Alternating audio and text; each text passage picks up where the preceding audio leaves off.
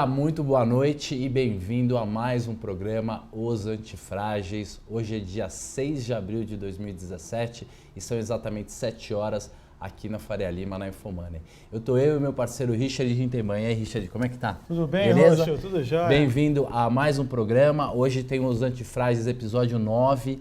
E é o primeiro programa no estúdio novo. Exatamente. Né? Veja como a gente está elegante aqui, com essa madeira. Pusemos uma TV aqui para compor. É claro que alguma coisa errada a gente vai fazer, porque um monte de coisa nova, né? Câmera ali, câmera aqui.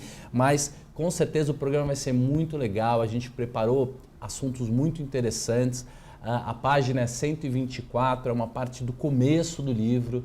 E a gente vai se divertir mais uma vez bastante e vai levar vocês a entender um pouco mais as ideias do Taleb, como esses conceitos funcionam, como eles se ligam, como a gente pode reconhecer a fragilidade na natureza e nos eventos e nas escolhas do dia a dia. É uma nova maneira de entender, né, como funciona o mundo, né? Exatamente. Então, o programa de hoje, ele é do livro 2, ele é do capítulo A Modernidade e a Negação da Antifragilidade, que é o segundo livro. O capítulo se chama o Souk. Souk é aquele mercadinho árabe, né? Eu já fui lá em Jerusalém, né? Legal. Você vê que é antifrágil, né? Já tem alguns milênios que tá lá. Ele gosta muito desses mercados árabes e tradicionais, como o Mercadão aqui de São Paulo, o Mercado de Belo Horizonte, ou o Mercado Modelo lá em Salvador, né?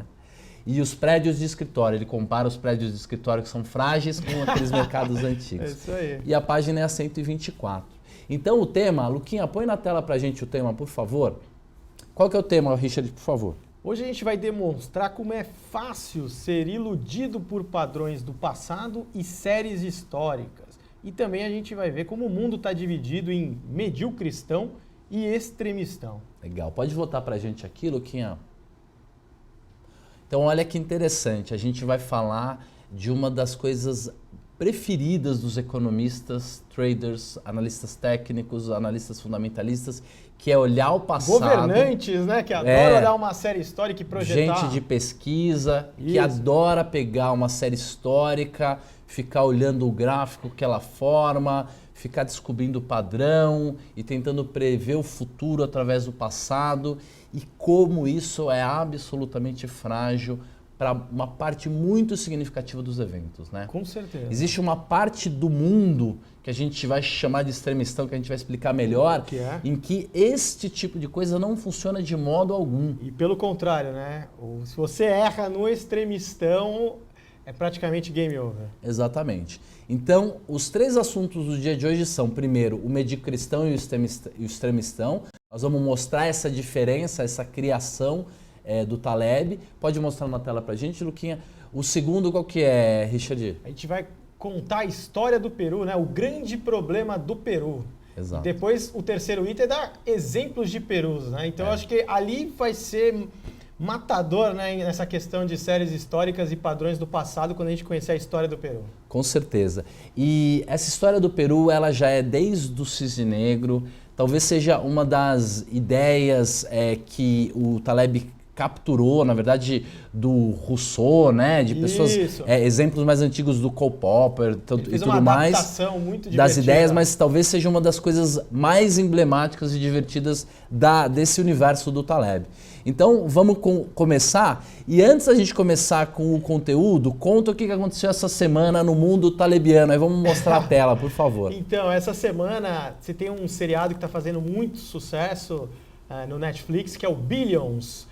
E o Taleb e o conceito do antifrágil foram citados durante esse último episódio e o próprio Taleb, lá o pessoal mandou para ele o vídeo, e porque nesse episódio a personagem falava, como disse Taleb, seja antifrágil ou morra. Aí mandaram para ele e falou, olha, eu não me lembro de ter dito exatamente essa frase, mas é bom o bastante.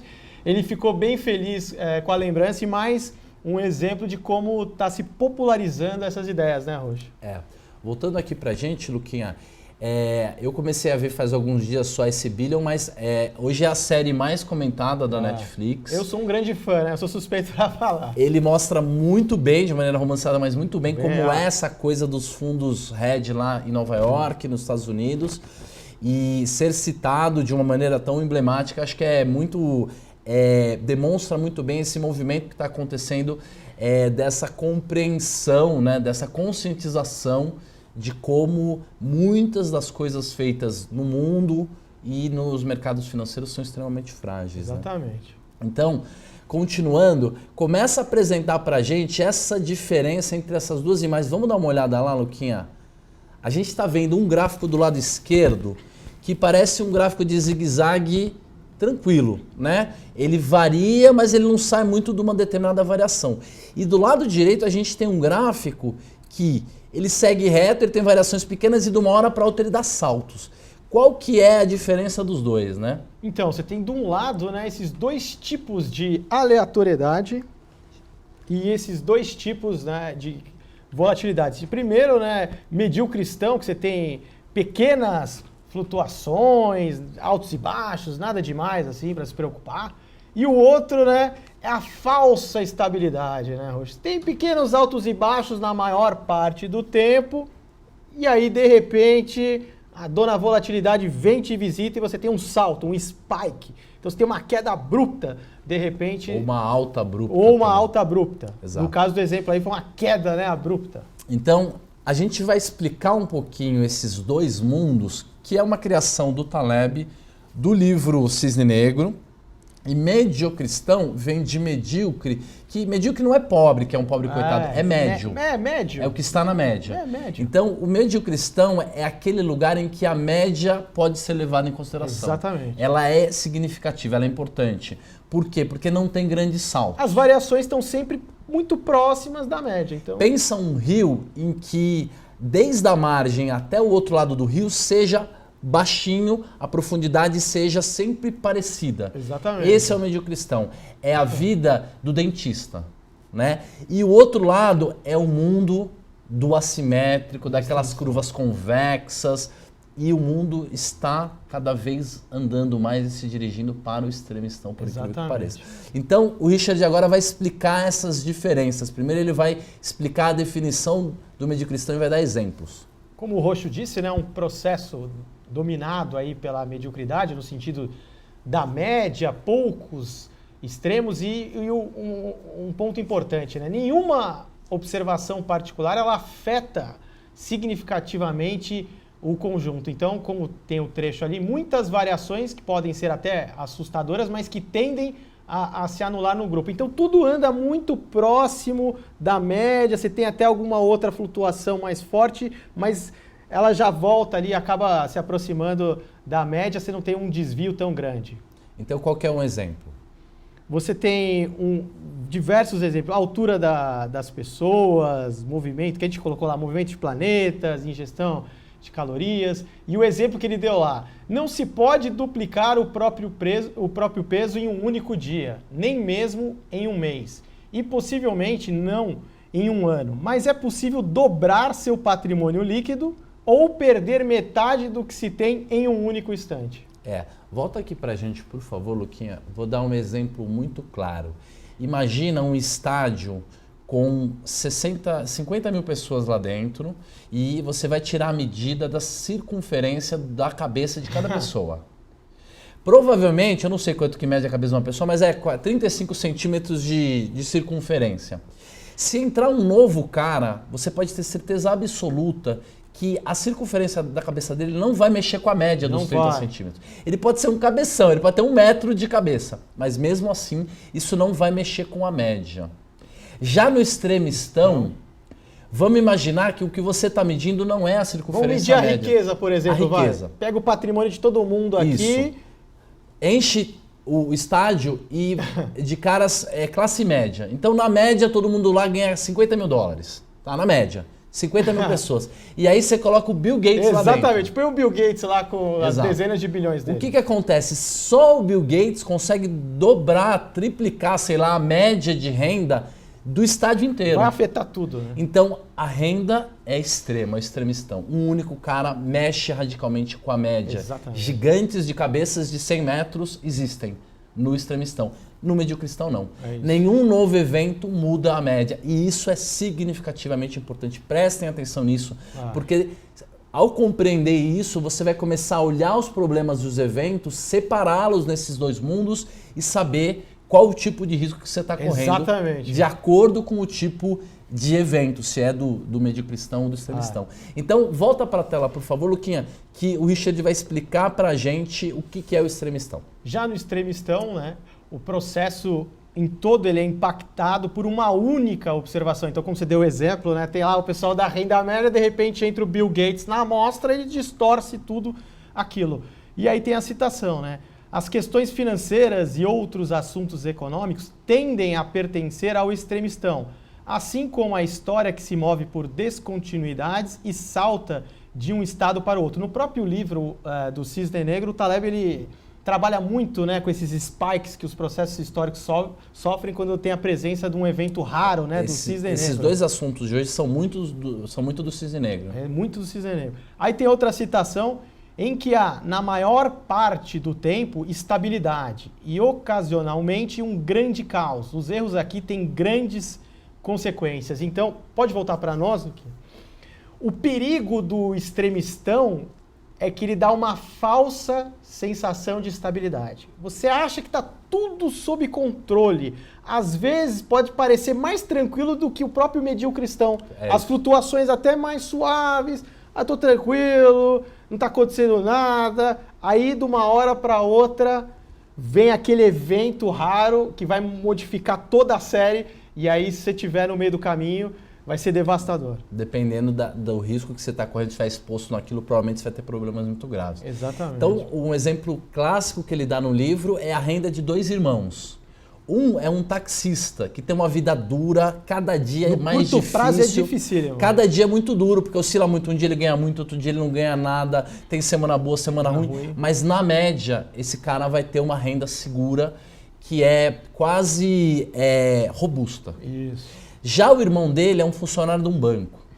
Estabilidade, 13º salário, tem bônus e tudo mais. Só que ele trabalha lá durante 15, 20 anos, parece que a vida dele é ótima, que ele nunca vai ter problema, que é muito fácil trabalhar lá, ele fica apertando um botão, ele ganha bem, ele tem seguro-saúde e tudo mais, e vem alguém, vem um computador, um software, entra no lugar dele, ganha o emprego dele, e esse cara de uma hora para outra está no olho da rua e não tem como se recuperar. Porque ele não tem habilidades, ele não tem uma renda, então a vida dele é estável até que de uma hora para outra ele vai para zero. Tem um spike ali, uma descontinuidade, ele era totalmente frágil. Exatamente.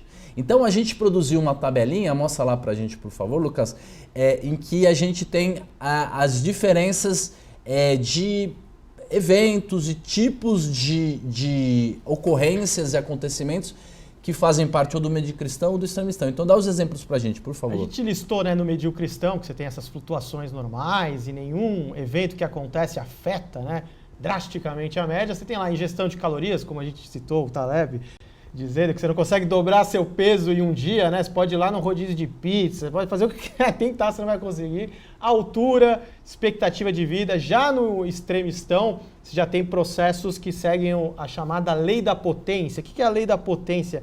Você tem pequenas concentrações ali com impacto brutal. Então, por exemplo, venda de livros hoje. Você tem vários... você pegar a lista das... Pode voltar para nós, volta para a gente, Luquinha.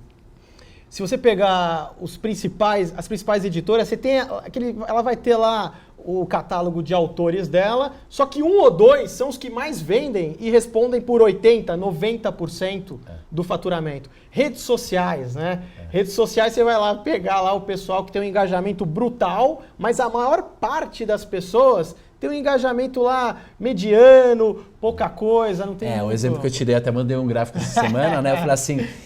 eu tenho 500 seguidores, digamos, e acho que eu tenho um monte de seguidor. Você tem 1000 e fala, legal. E aí você se compara com o Cristiano Ronaldo e o cara tem 120 milhões. Né? Então veja como uma pessoa é capaz de mudar a média de uma amostragem de maneira muito radical. Como vendas de disco. De repente, um disco... por exemplo, um disco Thriller, né, do Michael Jackson naquele ano, vendeu 98% de todos os discos vendidos nos Estados Unidos foram vendidos por um único cara. Enquanto no mediocristão não. você não tem esses extremos. Todo mundo é muito igual, né, no mediocristão. No extremistão você tem uma minoria ali que tem ali a grande concentração das coisas, que as coisas acontecem. Por exemplo, renda, né, o Pareto, né, que ele detectou, né, que 20% das pessoas detêm 80% da riqueza. Isso. Então você tem... E se você pegar dentro dessa amostragem dos 20%, vai de novo ter uma distribuição igual. De novo. Então você vai indo cada vez para eventos mais raros, mas aquilo não é impossível de acontecer. É um peso brutal. Né? A gente com outros programas vai conseguir com que as pessoas entendam bem essa coisa da distribuição normal e tudo mais.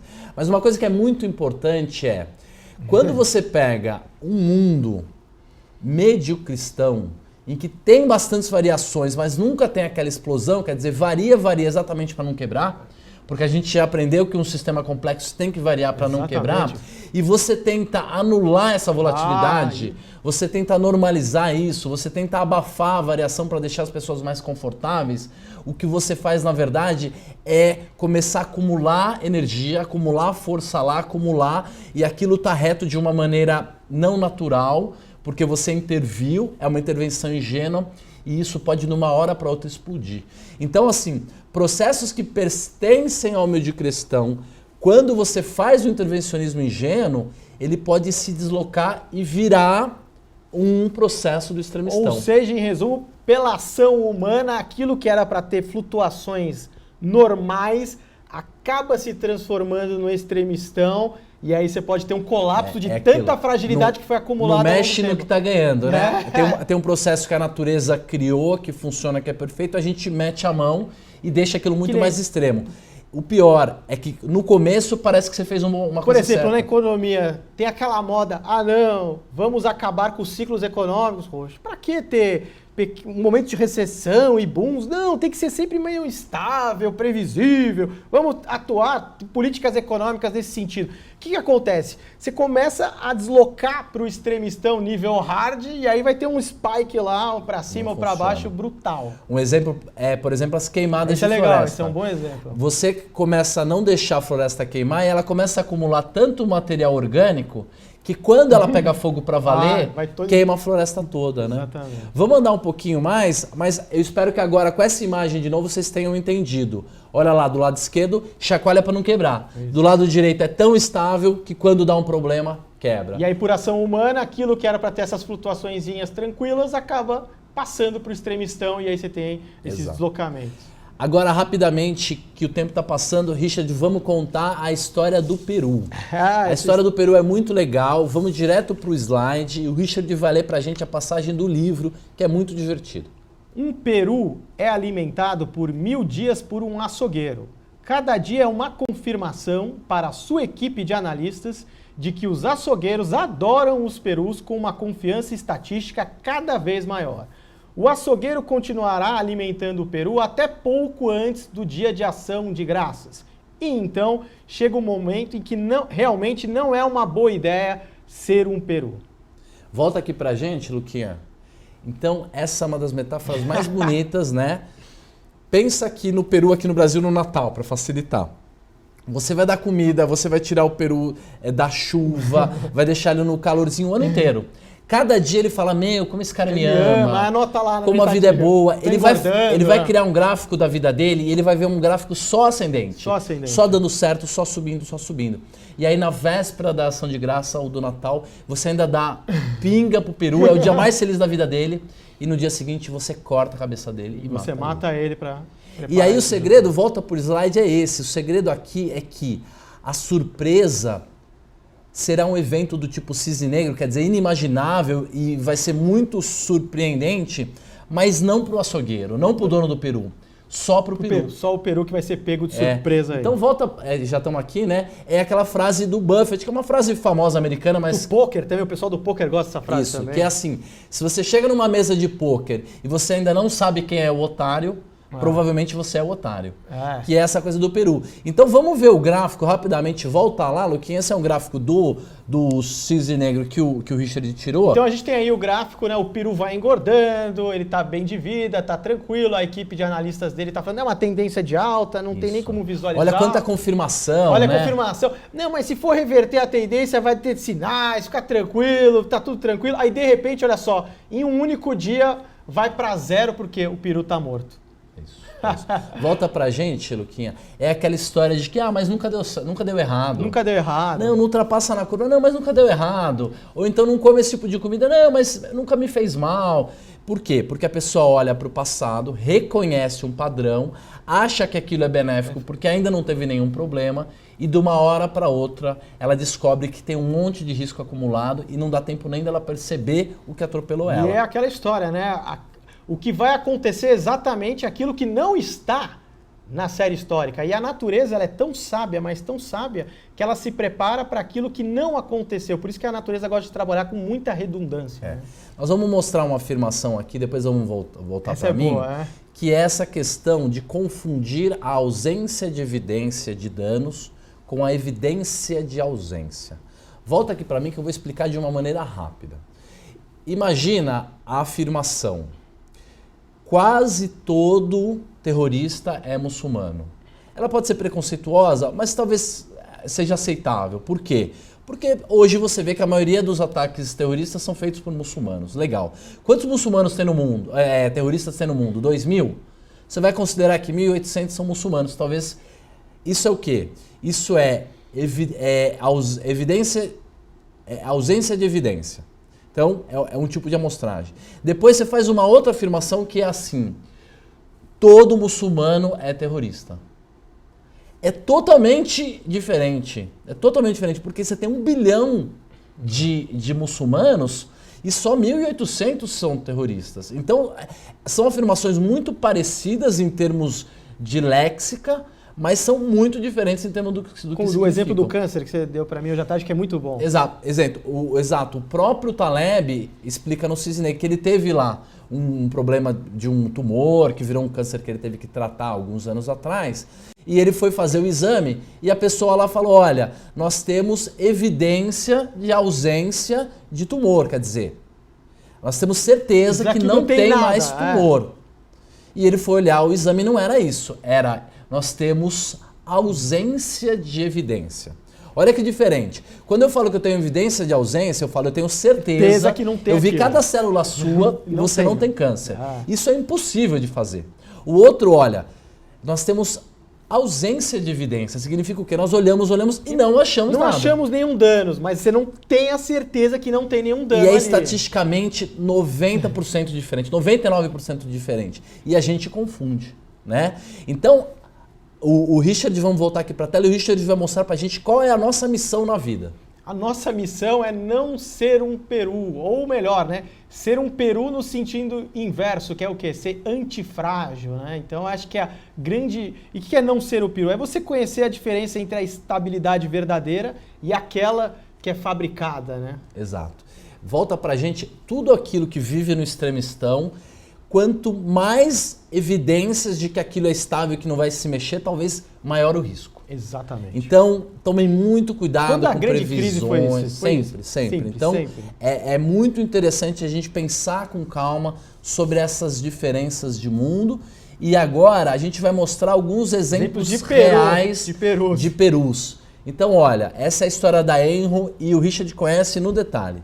Pô, essa história eu gosto muito. Tem até um filme que eu coloquei aí, recomendo para vocês, que é Os Mais Espertos da Sala, para vocês verem as atrocidades que a direção da Enro fazia. É uma empresa de energia nos Estados Unidos, que você vê, tem esse gráfico aí que vai desde 1985 a 2002, então até o ano 2000 era suprassumo, essa empresa fantástica, inovadora, e o presidente do Banco Central lá receber prêmio, abraço, batia todas as metas de lucro, mas era tudo fraude. Vocês assistindo o documentário, vocês vão ver que eles chegaram a pagar até hackers para tentar desligar a luz da Califórnia, lá dar um blackout, subir o preço da energia. E o que acontece? Quando descobriram, veio tudo à tona de uma tacada só, a ação entrou em colapso e foi exatamente igual ao Peru. Exato. Então vocês prestaram atenção no gráfico. Uma subida lenta, consistente, segura, e de uma hora para outra chegou o dia de ação de graça e o Peru morreu. Olha esse outro gráfico, que é o gráfico de um fundo, que foi o fundo mais espetacular criado. 4 prêmios Nobel, 17 PhDs gerenciavam esse tipo de fundo. Os prêmios Nobel são o Merton Scholes, né? O Merton e o Scholes, né? Os dois Scholes. caras que ganharam o prêmio Nobel de Economia pelo modelo de precificação de opções são arqui-inimigos do Taleb. A vida inteira sempre foram arqui-inimigos. E mais lá um outro chinesinho. E eles corriam riscos e faziam alavancagens assimétricas negativas do tipo extremistão, corriam o risco do tipo Peru e olha claramente apostavam em correlações. Olha só que gráfico lindo, né? Volta pra gente então. É a curva azul, né? Olha como ganhou do Dow Jones e dos títulos do Tesouro Durante Americano. 4 anos, ganhou, quadruplicou o dinheiro. Quem tinha R$1 aumentou para 4, eles nem aceitavam mais captação e de uma hora para outra virou 0, quase quebra e a história é muito interessante. Então, eu acho que esse é um programa muito emblemático. São só 2 tipos de conceito, mas são conceitos muito importantes. Primeiro, existem 2 mundos extremos e muito diferentes. Um que a distribuição normal, os sigmas, o desvio padrão, a previsibilidade funciona. No cassino é assim, na alimentação é assim. Na aula do pessoal que gosta da gestão de risco é assim. Exato.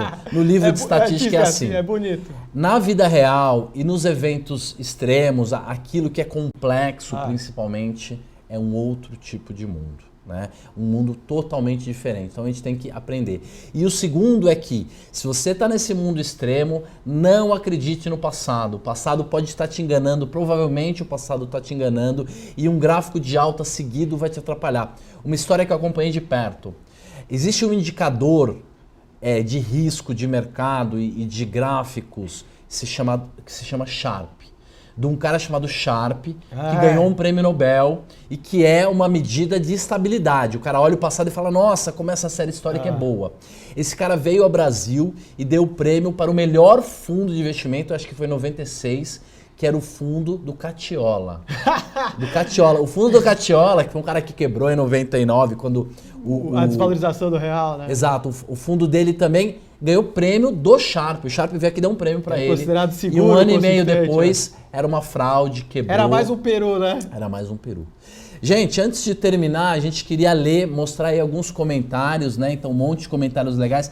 As pessoas estão adorando o programa, a gente está muito feliz. Então, o Richard vai ler alguns comentários. O Thiago Lima, ele falou, essa série está nível Netflix. A interpretação de vocês enriquece mais ainda a obra do Taleb. Esperando os próximos episódios, grande abraço. Esse cara merece um chopp, né? Pô, Cristiano Américo falou, Richard Roxo, parabéns pelo trabalho, agora inserido no YouTube, melhor ainda. Às vezes estou em locais sem internet para assistir direto do site.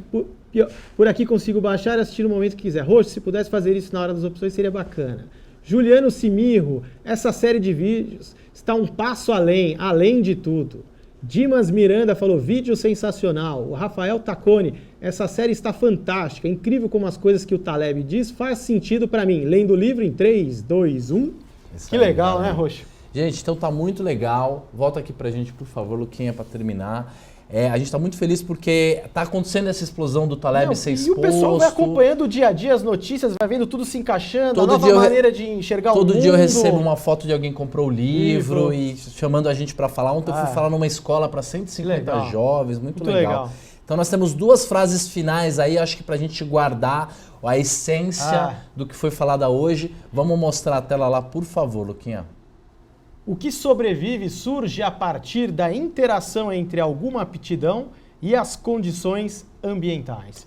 Perfeito, né? Então, aquilo que vai sobreviver, que é antifrágil, que vai conseguir se beneficiar no caos, ele tem que ter as próprias aptidões e ele tem que interagir com o ambiente, aprender, evoluir, interagir. Deixar de interagir com o ambiente. E é melhor aquele ambiente mais estressante no dia a dia, mas com menos extremos, né? Isso, exatamente. Exato. E a segunda frase, que é uma frase do próprio Richard, que tá muito legal para terminar o programa, como é que é? Quando os sistemas limitados, sufocados pela volatilidade, se rompem, o Peru descobre os danos do extremistão. Então... Exato.